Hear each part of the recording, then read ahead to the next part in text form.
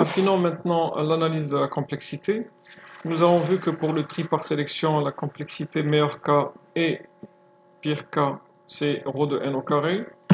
Pour le tri par insertion, le pire cas c'est ρ de n au carré, le meilleur cas c'est ρ de n. Et le tri à bulles, c'est pareil que le tri par sélection. Dans les deux cas, la complexité est ρ de n au carré. Bien sûr, le plus important, c'est le pire cas. Et là, les trois algorithmes ont la même complexité. En fait, ils font partie donc de la catégorie des trilongs. Et donc, pour des tableaux de grande dimension, il faudra patienter quelques minutes avant d'obtenir le résultat. Néanmoins, pour le tri par insertion, on voit bien que lorsque le tableau est trié ou partiellement trié, il peut profiter donc de cet ordre partiel dû justement à ce test-là, et donc d'augmenter sa vitesse et de se rapprocher de la complexité linéaire. Maintenant, pour affiner encore plus l'analyse de la complexité, on va s'intéresser aux opérations fondamentales. Je rappelle que pour le tri, les opérations fondamentales sont les comparaisons, donc des éléments du tableau, et ce qu'on appelle les permutations ou les déplacements. Essayons de les mettre en évidence.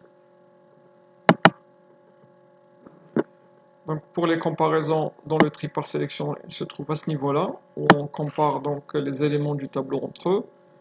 Pour le tri par insertion, c'est à ce niveau-là, puisqu'on est en train de comparer A de J-1 avec X, et X n'est autre que A de I. Et pour le tri à bulles, les comparaisons des éléments du tableau se trouvent à ce niveau-là. Pour les permutations, là je les ai explicitées, donc c'est le contenu de la procédure swap que j'ai mis carrément ici. Donc on va les mettre en évidence. Ici, les permutations ou déplacement des éléments, c'est à ce niveau-là.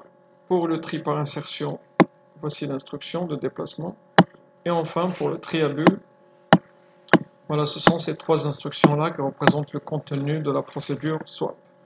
Maintenant, si on essaie donc de voir quel est le nombre de fois, ou bien le nombre de comparaisons qui sont exécutées pour chaque algorithme, voici donc le résultat obtenu.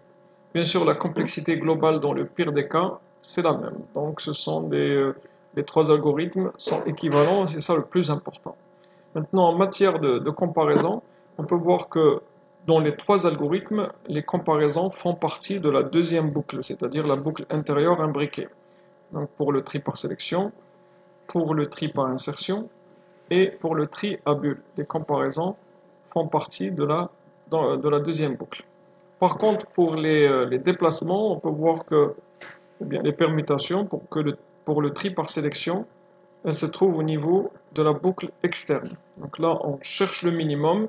Lorsqu'on termine sa recherche, on sort de cette boucle. Et c'est à ce moment-là qu'on fait la permutation. Donc, le nombre de déplacements ou de permutations dans le tri par sélection correspond à la complexité de la boucle externe ρ de n.